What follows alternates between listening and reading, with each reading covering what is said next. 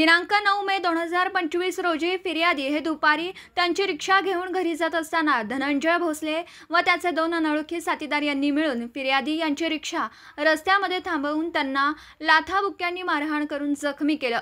तसेच त्यांच्या शर्टच्या डाव्या खिशात असलेले 1000 रुपये जबरदस्तीने काढून घेतले। तसेच धनंजय भोसले याने दगडाने रिक्षाची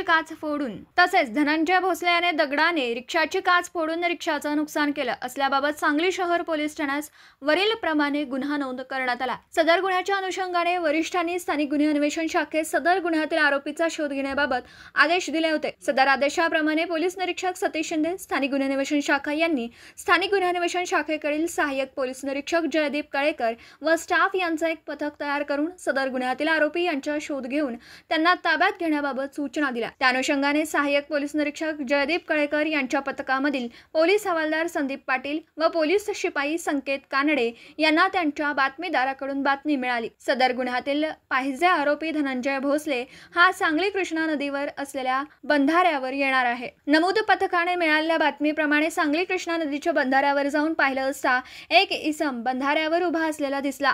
तसा त्याचा बातमीप्रमाणे संशय आल्याने त्या सहाय्यक पोलीस निरीक्षक जयदीप कळेकर व पथकाने पळून जाण्याची संधी न देता ताब्यात घेऊन त्यास नाव गाव विचारलं। त्याने त्याचं नाव धनंजय शैलेश भोसले, वय वर्ष 27, राहणार मॉडर्न बेकरी, भोसलेवाडा, सांगली असं सांगितलं। त्या सदर गुन्ह्याच्या अनुषंगाने चौकशी केली असता त्याने सांगितलं की त्याने व त्याच्या साथीदार अल्ताब खलीफा, राहणार शामराव नगर, अभिनव हायस्कूल, सांगली व अमित शिंदे, राहणार शामराव नगर, सांगली यांनी मिळून सदरचा गुन्हा केल्याची कबुली दिली। सदर आरोपी हा रेकॉर्डवरील गुन्हेगार असून त्याच्यावर यापूर्वी सांगली शहर पोलीस ठाण्यात खुनाचा प्रयत्न, जबरी चोरी व NDPS केस असे गुन्हे नोंदवत सदर आरोपीस पुढील तपासाकामी सांगली शहर पोलीस ठाण्याकडे वर्ग करण्यात आला असून पुढील तपास सांगली शहर पोलीस ठाणे करीत आहेत।